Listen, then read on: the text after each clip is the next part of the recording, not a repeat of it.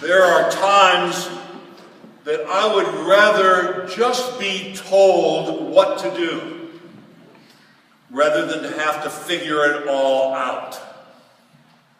Do's and don'ts are much easier. Like the Ten Commandments, they tell me how to love God and to love my neighbor. The do's and the don'ts. Thou shalt not do, and it's pretty easy to follow. I guess so. And so I guess I'm pretty good. I haven't murdered anyone. Really, I haven't.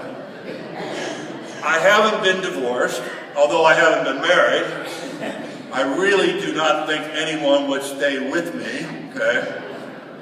I haven't committed adultery, and I really mean that. And I don't lie. Maybe some little white lies once in a while. But today in the gospel, Jesus wants us to raise the bar above those do's and don'ts. He wants us to elevate the game of our life. And he wants us to move toward the spirit of the law rather than the status quo of the letter of the law. And so Jesus asks each of us to be carriers of that spirit, messengers of God's love. Where? In our hearts. Not on tablets of stone or in hearts of stone, but in living hearts made of flesh that we carry with us each and every day. If you remember, Isaiah said, I will take your stony heart from you and give you a heart of flesh. That's the promise of the Lord. So we are called as servants of Christ to remember that the gospel is not about rules. It's not about the wisdom of the ages that St. Paul speaks about today. It's about relationships. And we're asked to hold our neighbor in our heart. We're asked to break through the isolation, the excessive individualism of our society, and the pragmatism of our culture. It's good that we don't murder, but how do we treat others? How do we treat our spouses, our children, our parents, our classmates, our co-workers, our employers, or our employees? How do we treat them?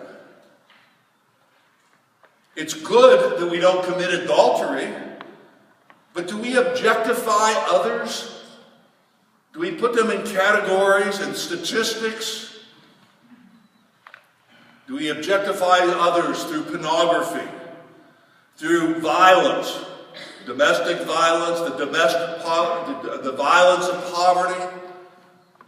So easy in some ways to somehow be unfaithful to the community of love.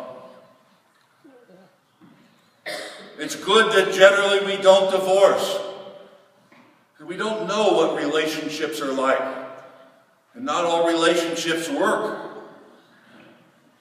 But the deeper meaning of that whole teaching in the gospel is, do we understand the meaning of Jesus' teaching that people aren't disposable?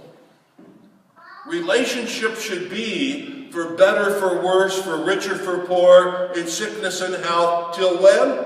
Till death do us part. That's all our relationships and our life within the community. It's good that we don't lie. But are we honest and true in our lives as workers, as citizens, as members of families, as professionals, as doers and makers and thinkers? The Lord challenges us. Father Michael Himes tells the story about a group of religious activists back in the early 1800s. They were called the Come-Outers because the Puritans, who had allowed their religion to become very isolated from the real world and the real everyday world. They became very holy in their temple or in their place of worship until they walked through the doors to leave. So on Sundays, the come-outers would stand outside the church calling the worshipers to come out of their private religious domain, called out of the temple, called out of their safe, comfortable place, called out of the place where the do's and don'ts are very easy. Come out into this world where they have to live in relationship with others day in and day out. So Jesus calls us to raise the bar today, to leave here doing what we do in here. Leave here and do what we do in here.